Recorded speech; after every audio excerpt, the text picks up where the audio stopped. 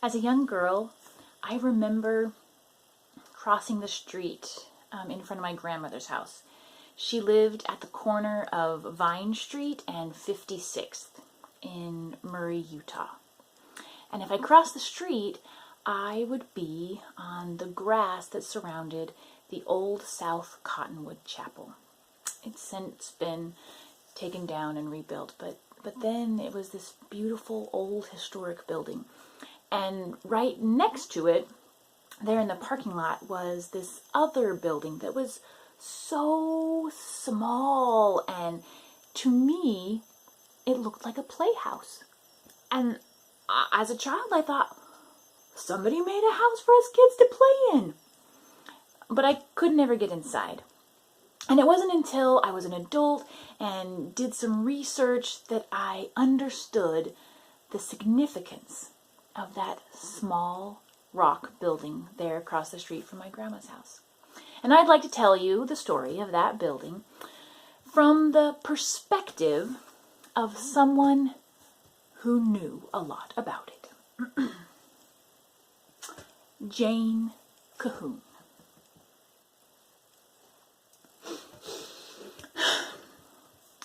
My daughter thinks I'm bossy. Well, I can remember a time when I thought the exact same thing about my mother.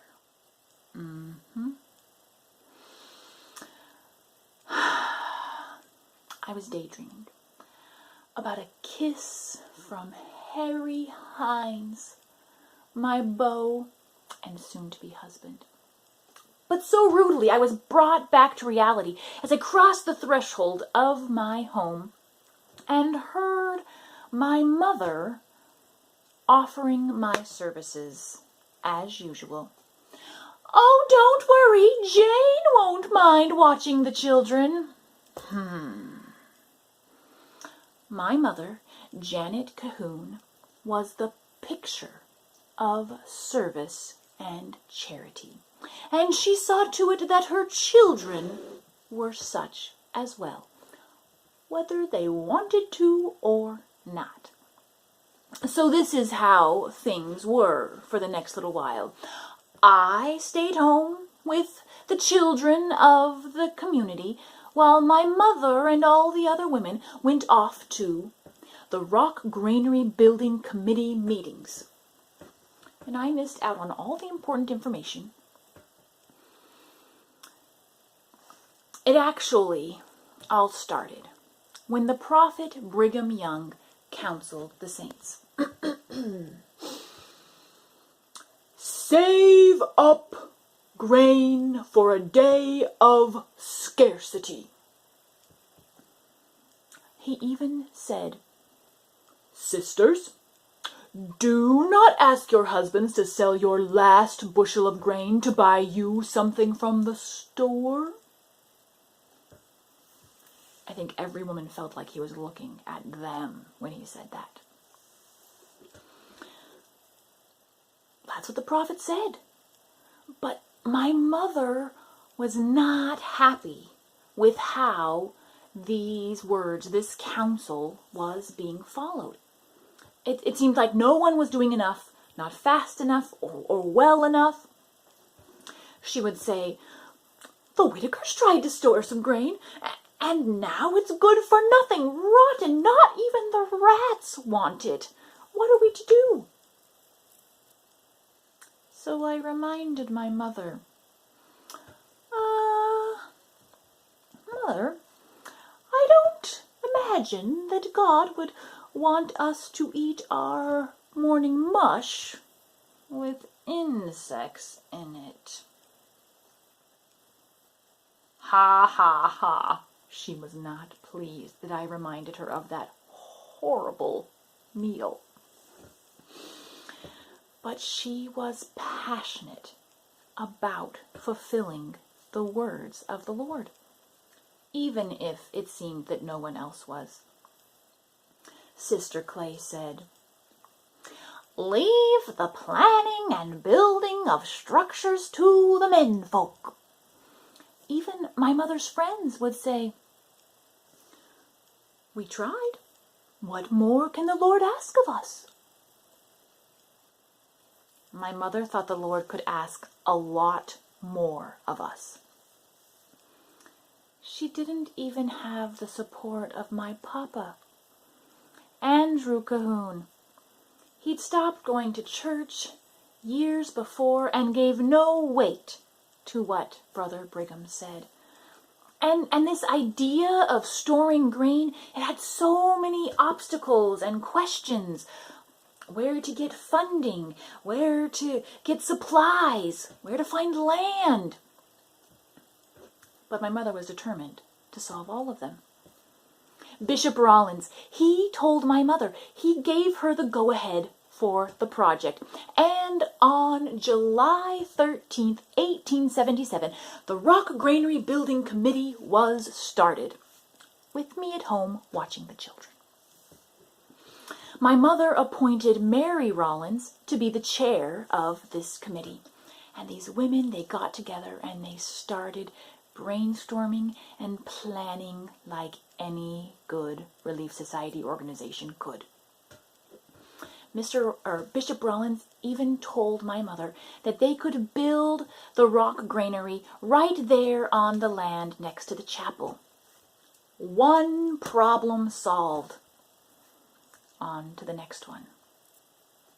Where to find the supplies? Upon questioning, no one was jumping up and down to donate it.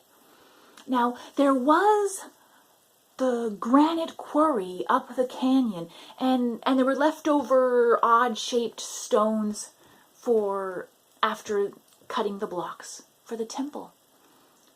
Every able-bodied man was working on the temple when they weren't doing their own jobs.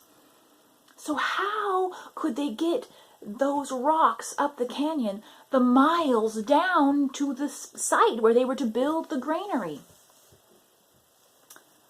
That's where my Harry and his friends came in. The committee enlisted the young men to carry the stones down from the quarry. And I was more than happy to greet them as they arrived, tired and weary, stones upon their shoulder.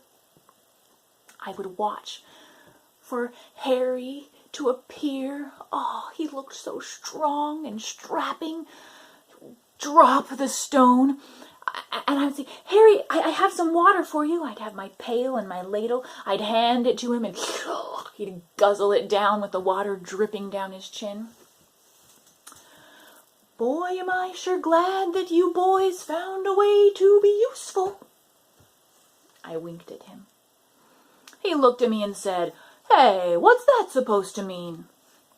And I just reminded him, well, the prophet Brigham, he asked the men to store up the grain, and nothing happened. It took us women to plan and prepare to get this done. I hope you men folk don't forget how much you need us women folk. I hoped I hadn't pushed Harry's buttons too much. He looked at me with a stern eye and said, "Well, Miss Jane, I'm sure going to need you on the dance floor on Saturday night." Oh, that set me giggling. For you see, the Rock Granary Building Committee, they had planned a big dance. It was going to be a fundraiser, but all those boys that had used their muscles to carry the stones, their payment was to get into the dance free. Harry waltzed me around that dance floor all night long. Now, people were off in the corners talking about the Rock Granary plans. You see, Joseph Thompson, he had made the plans, drawn them out. It was to be a 10-foot by 20-foot building, 8-foot high ceilings, and 18-inch thick walls. Plenty of room for lots of grain to be stored high and dry. Everyone was beginning to get excited as they saw the walls go up. Now, the dance happened on February 17th, and just a few weeks later, Harry and I exchanged vows on March 1st there in the South Cottonwood Chapel. And as we celebrated into the night, the hammer of Charles Walter's tools could be heard as he continued to work on the carpentry in the Rock Granary. Now, Harry and the boys, they may have thought that their Rock Granary work was done, but it was not so. On May 17th, 1878, the Rock Granary was finally completed, and the young men carried 195 bushels of grain into that structure. The community stood around and gazed admiringly at this small yet grand building. It was a symbol of the efforts of so many. Some had watched children. Others had hammered nails, collected funds, carried rocks. Everyone had done something. And my mother, she was bursting with joy to see that all of us had come together to fulfill the word of the Lord. Now, there were many such buildings built throughout the Salt Lake Valley around that time, with many women and men like my mother behind the planning. It was a wonderful sight. And just 2 years after my mother passed away, Relief Society grain was the first to reach the survivors of the 1906 San Francisco earthquake and fire. Just another example of how far-reaching my mother's service and charity went. But I don't think anything was more important than where it reached right here in my heart. In offering my services, my mother was helping to shape the woman that I was to become. So to my daughter I say, bossy? You bet. And I hope that someday your daughters are just as bossy as me. And there's some words by Jane Cahoon. I have a song to go with this story. It just so happens that it was written by Clive Romney. Many years Brother Brigham's been urging, build a granary and store up some grain. But the Cottonwood brethren have turned a deaf ear. There's no granary and none on the brain. So we finally appealed to the sisters who he'd seen do great things in the past.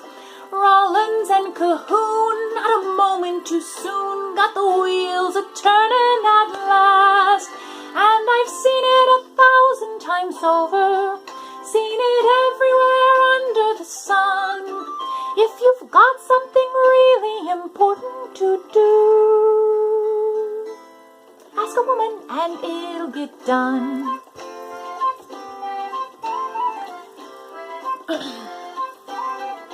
Why does God not let men have the babies? Why was that not a part of his plan? It's because that is much too important a task to be left to a mere mortal man. And the caring and teaching of children, why are mothers entrusted with that? Well, the men would expect them to just eat and grow into adults, and that would be that.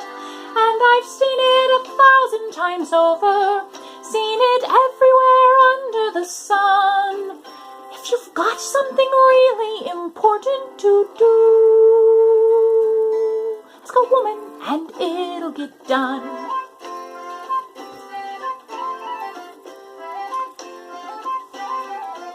Women won't let their journey be detoured if their purpose purpose is fixed in their mind, they'll pursue it despite opposition. They'll sacrifice every convenience you'll find. So if you give a task to a woman and she says that she'll carry the load, well, the best advice I can deliver is give her the reins and get out of the road.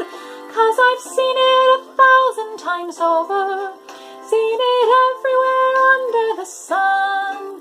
If you've got something really important to do, ask a woman and it'll get done.